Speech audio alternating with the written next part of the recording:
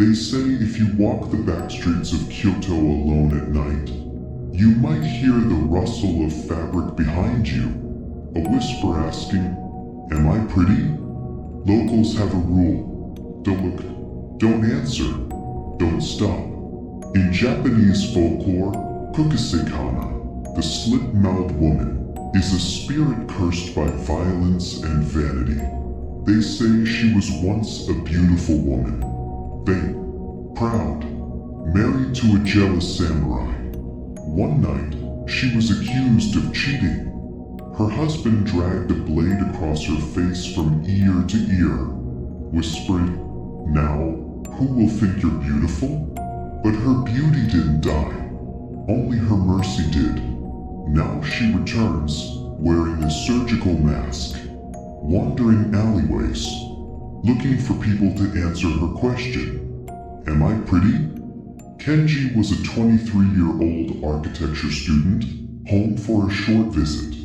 His grandmother had just undergone surgery, and he'd spent most of the day sitting beside her hospital bed, sipping green tea, listening to the slow beep of machines, and reading her favorite stories aloud. By the time he left, it was almost midnight. Kyoto's old streets looked beautiful in the day, but at night, especially around Gion, the historic district, beauty became shadow. The wooden lanterns flickered low. The alleyways felt tighter. The silence more aware of him. There were no buses at that hour. No taxis. Only the soft crunch of his shoes on stone. And the long walk back home. He took a shortcut behind a row of shuttered tea houses, where the lantern light barely reached the cobblestones. The air was cold, not winter cold, but still enough to tighten your skin and make your breath feel like fog.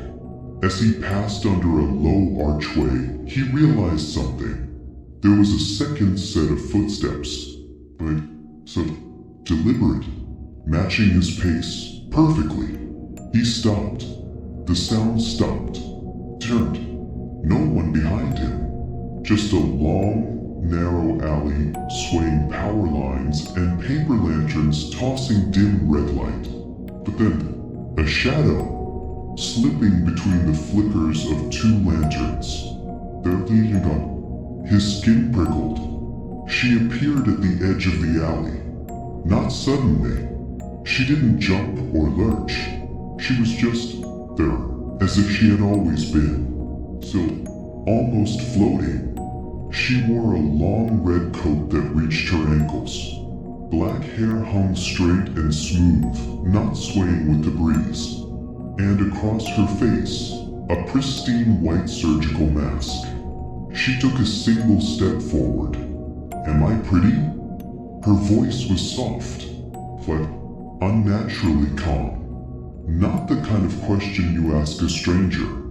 Not at midnight. Kenji froze, breath caught in his throat. Then, nervously, politely, he smiled.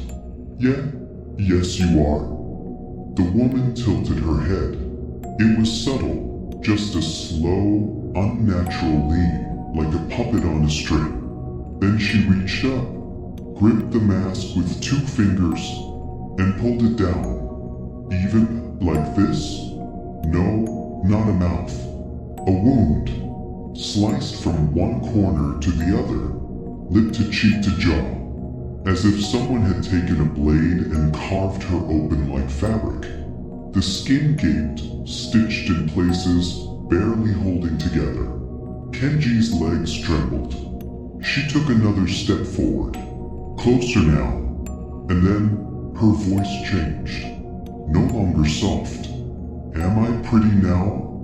It hit the alley like a wave, echoing, almost inhuman, because if you answer wrong, she won't let you walk away with your face the same. Kenji stumbled backward, crashing into the corner of a building. He wanted to scream, but no sound came out. His grandmother's warnings came back, old stories whispered during dinner.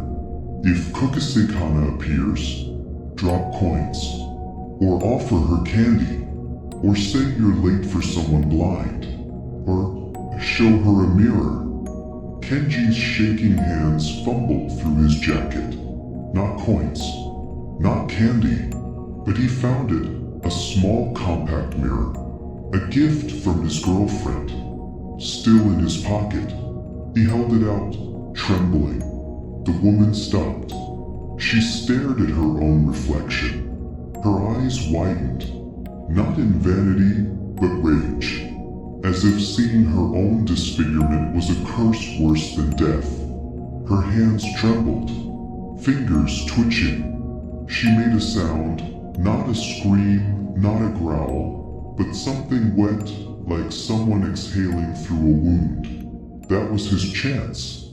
Kenji ran, didn't look back, didn't hear her footsteps, just the sound of wind and his own heartbeat. When he reached his grandmother's house, he was shaking. He slammed the door shut behind him and leaned against it, panting. His grandmother sat cross-legged near the altar, lighting incense. She looked up, saw his face, and said nothing. She already knew. After a long silence, she whispered, "She doesn't ask because she wants your answer. She asks because she hates hers." Some spirits never rest. Some curses wear a mask, until the moment you look too closely. More stories are waiting, in the dark. If you want to hear them, you know what to do. Click subscribe before one of them comes looking for you.